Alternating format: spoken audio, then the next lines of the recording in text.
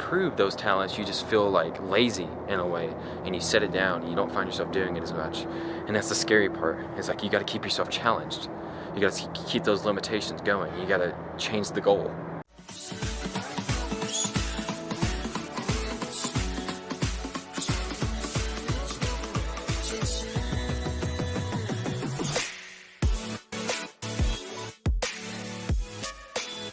Guys, I'm in public right now and it's really awkward, it's really cold. So today I want to talk about existential dread and limitations for your talents, for things that you aspire to be. And I wanted to know, at least, am I the only one who feels this way? And I want to know if I'm alone. Please let me know if I'm not alone, because I desperately want to know that I'm not alone with this feeling. So, any talent or skill that I've picked up through my life, you know, I've always had some kind of limitation.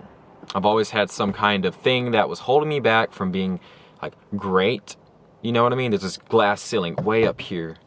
And every time I knew there was a limit, I felt challenged, in a sense. And that gave me this motivation to practice, to succeed, to do better. And anything. So back when I was a kid, I was an artist. I used to draw trees. I used to draw on paper all the time. So I was a sketch artist, in a sense. All I wanted to aspire to be was to be the best tree artist there was. I wanted to draw trees, the most beautiful trees, just like my grandma, because that's what inspired me. And so I would go and draw in school during lunch, constantly on paper and pencil. Number 2 pencil, lined paper. What I drew on. And every day I would draw trees, I would draw different kind of objects, trying to improve my skill. You know, I would just draw things all the time. And I felt motivated, in a sense. I was like, I'm gonna be a great artist. People said, oh, you're getting good this, you're getting good that. And that motivated me more. And then I got to a point where I was drawing realistic trees. At least that's what my peers said. And all I would do is draw. Draw. People say, oh, you suck at trees in the beginning. And I got good at trees. You know, decently good, at least. And it's extremely cold, so hope you guys appreciate this kind of vlog, because damn, it's cold. I would draw trees. And one day, I went out and bought a sketchbook. I bought a sketchbook and proper art pencils. The minute I got all that, and of course I tried to draw a few things, I felt uncreative. Like once I got once the limitations were gone, once I had proper stuff, the creativity was gone. Like I was like, I would sit there for like, well, there was a day I was trying to sit at school and draw at like lunch, and I'd sit there and I couldn't draw anything. I was like, I would have this nice pencil, this shade, and I had all these shades I can go through, and I'm like, it's not there. Once I did that, the challenge was gone. The challenge to be the best tree artist there was gone, in my mind at least. I slowly found myself setting it down and not doing it as much anymore. And people were like, hey, you're a good tree artist, what happened? Why don't you draw more? We want to see your art, you know, draw us trees. And I would make excuses, and I would find ways to get myself out of that situation. All because I did not feel motivated anymore. This applies to everything I ever picked up on. You know, I like to think I'm a jack of all trades. So like, I have picked up 3D modeling in design. And back when I had a CRT TV, like computer screen, a shitty Pentium computer, I had a trial of 3ds Max, and I think that's what I would use, and it was slow. It was so slow, but I made a lot of creative works out of it. Like I would make little animations with my brother, and that was fun. That was fun, and it was probably the most fun I ever had doing 3D animation. And then once I got a proper computer, well, what relative to now, it was slow still, but once I got a proper computer, the motivation was gone again. As time went on, I upgraded my computer and I got a graphics tablet. And then I found myself not challenged anymore. I didn't find the drive, the limitation was there. So I didn't know what to do. So that keeps happening to me lately. With any talent that I invest myself in. There's always a challenge in the beginning to get good, to work around your limitations.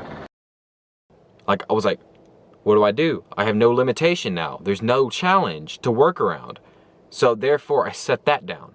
And then I started, I think there's people behind me and I'm really awkward, but then I started picking up, what was it? Graphic design. Yeah, I started picking up graphic design.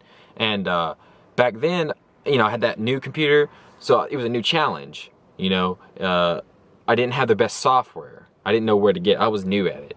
So I would make these designs, logos, I would learn, I would just repetitive things all the time. And then when I got Photoshop, the creativity is gone. Once I got that, I was like, now what? No limitation. I had a little graphics tablet. I was on top of it, you know, and the creativity was gone again. You know, and relative people would think I was talented at these things. You know, everyone said, oh, you're so good at these. So it wasn't necessarily me not finding my talent, it's the limitation. If I feel limited, I feel challenged. Then I feel like I have to beat that challenge. And that's the scary part. It's like you gotta keep yourself challenged. You gotta keep those limitations going. You gotta change the goal. And that's what drives me to better myself in any situation. And I need to know, am I alone on this? Because it's not, I don't know if it's good or bad.